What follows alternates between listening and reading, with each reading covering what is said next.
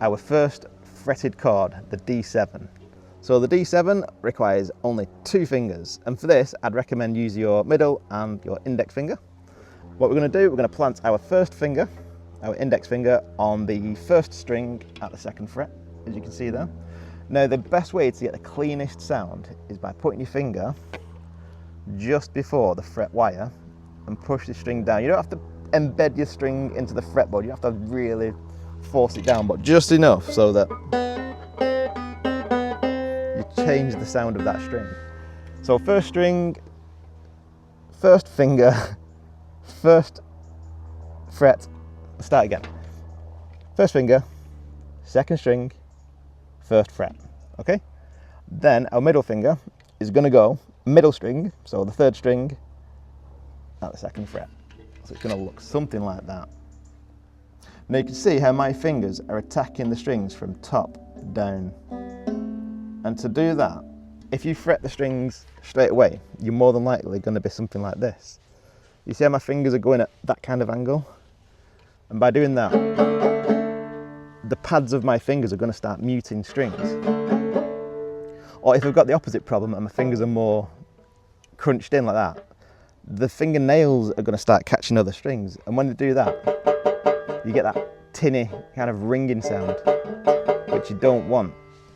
Now, everybody is going to assume that their fretting hand is somehow different and they are incapable of getting clean notes. Admittedly, everybody's fingers are different, but we've all got the ability to fret cleanly. It just all depends on how we attack the strings. Now, say if you're coming at it like that and you're finding yourself muting the strings, see how my wrist is arched there? What you want to do is curl your wrist round and get your thumb more underneath, like that. So rather than being here, like you're gripping it like you grip a golf club or a baseball bat, you're going to be a bit more finesse and have your thumb just resting underneath, and for that reason it helps you to curl your wrist round. And when you curl your wrist round, your fingers do that. See how my fingers are now attacking those strings from above. So at the moment I'm going at an angle. When I curl my wrist round, I'm going down on, which allows me to do that. And once you attack the strings from top down,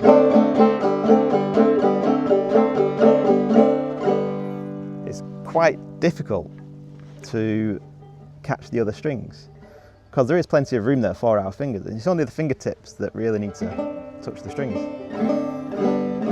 So good way to get the hang of doing this is take your hand off, give it a wiggle, and then you're allowed to look this time, by the way. Get your eyes looking and you can focus and really concentrate on where those fingers are going. And don't strum the strings until you've got a nice clean chord. Give it a couple of strums, take your hand off, give it a wiggle. Hand back on, strum, give it a couple of them, couple of strums, hand off, give it a wiggle. And what we're doing, we're building up a muscle memory. Building up a muscle memory that's going to get us used to doing this. It's not going to happen overnight, so don't get stressed out with it. Now what I want to do is, once we've got the hang of doing this, do you remember in them earlier videos I said when we do the basic frailing strum not to look at our frailing hand? And this is the reason why now, because if we're still in the habit of watching what our frailing hand is doing, how are we going to know when our fingers are in the right position for that D7 chord? We don't. So we need to look here, and when we're looking there, we need to make sure that our little naughty child over here is behaving and doing what we've asked it to do, which is the basic frailing strum.